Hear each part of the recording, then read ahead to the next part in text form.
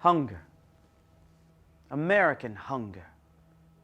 Hunger stole upon me so slowly that at first I was not aware what hunger really meant. Hunger had always been more or less at my elbow when I played. But when I was 5 years old, I began to wake up at night to find hunger at my bedside, staring at me. The hunger I'd known before this had been no grim, hostile stranger. It had been a normal hunger, a hunger that made me beg constantly for a crust of bread. And when I ate a crust or two, I was satisfied. But now, for the first time in my life, I have to pause and think of what's happening to me. I mean, this new hunger scares me. Whenever I beg Mom for some food now, she pours me a cup of tea. But a little later, I feel hunger twisting my empty guts until they ache. I get dizzy. Mama, I'm hungry. Well, jump up and catch a cungry. What's a cungry? It's what little boys eat when they get hungry. Well, what's it taste like? Well, I don't know. Then why you tell me to catch one? Because you said that you were hungry. But I'm hungry. I want to eat. Well, you'll just have to wait. But I want to eat now. But there's nothing to eat. Why? Just because there is none. But I'm hungry. I want to eat. You'll just have to wait. But why? For God to send some food. Well, when's he going to send it? Well, I don't know. One cold morning, my mother awakens me and tells me that I must remain in bed until the coal she has ordered has been delivered. For the payment of the coal, she leaves a note and some money under the dresser scarf. I go back to sleep, and I'm awakened by the ringing of the doorbell. I open the door, let in the coal man, give him the money and the note. He brings in a few bushels of coal, then lingers, asking me if I'm cold. Yes, sir. I'm shivering, so he makes a fire. Then he sits and smokes.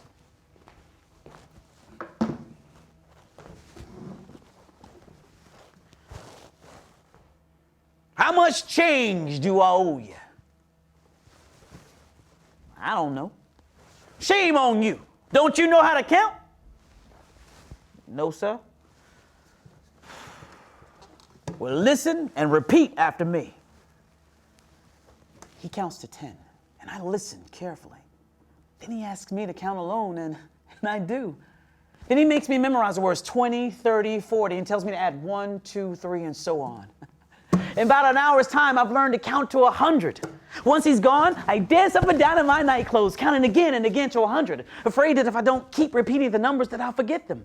When my mother returned from her job that night, I insist that she stand still and listen while I count 100. She's dumbfounded. She teaches me to read. She tells me stories. On Sundays, I read the newspaper with my mother guiding me through and spelling out the words. Soon, I'm asking far too many questions of everybody. We move in with my grandmother. To help support the household, she rents a room to a colored school teacher, Ella. One day, I find Ella sitting alone upon the front porch reading. Ella, what's that you're reading? Oh, it's just a book. But what's it about? I don't think your grandmother would like it if I have talked to you about novels. I don't care. Shh. You mustn't say things like that. But I want to know. Well, when you grow up, you'll read books and know what's in them. But I want to know now. Come here. Once upon a time, there lived an old man by the name of Bluebeard. As she whispers to me the story of Bluebeard and his 7 wives, I cease to see the porch, the sunshine, her face, everything. She tells me how Bluebeard had duped and married his 7 wives, how he'd loved and slain them, how he'd hanged them up by the hair in a dark closet.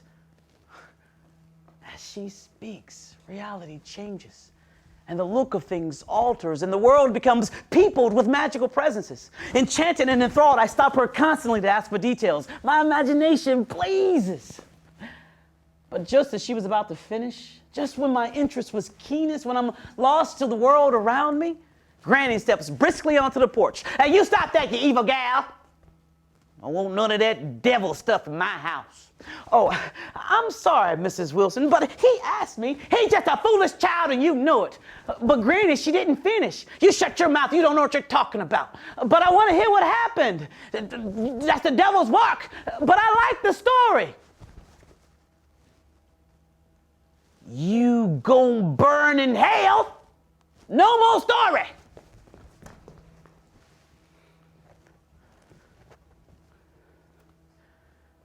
Not to know the end of the story filled me with a sense of emptiness, loss. I hungered for the sharp, frightening, breathtaking, almost painful excitement that the story had given me.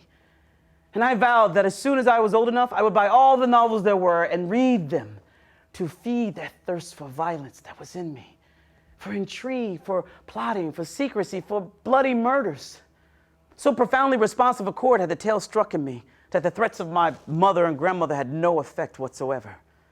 They read my assistance as foolishness, something that would quickly pass. And they had no notion how desperately serious the tale had made me. I mean, they could not have known that Ella's whispered story of deception and murder had been the first experience in my life that had elicited from me a total emotional response. No words or punishment could have possibly have made me doubt. I had tasted what to me was life, and I would have more of it someday. I realized that they could not understand the way I was feeling, so I kept quiet. But sometimes, even now, when no one is looking, I'd steal into Ella's room, steal a book, take it to the back of the barn, and try to read it. Usually I cannot decipher enough words to make the story have meaning. I burned to learn to read novels.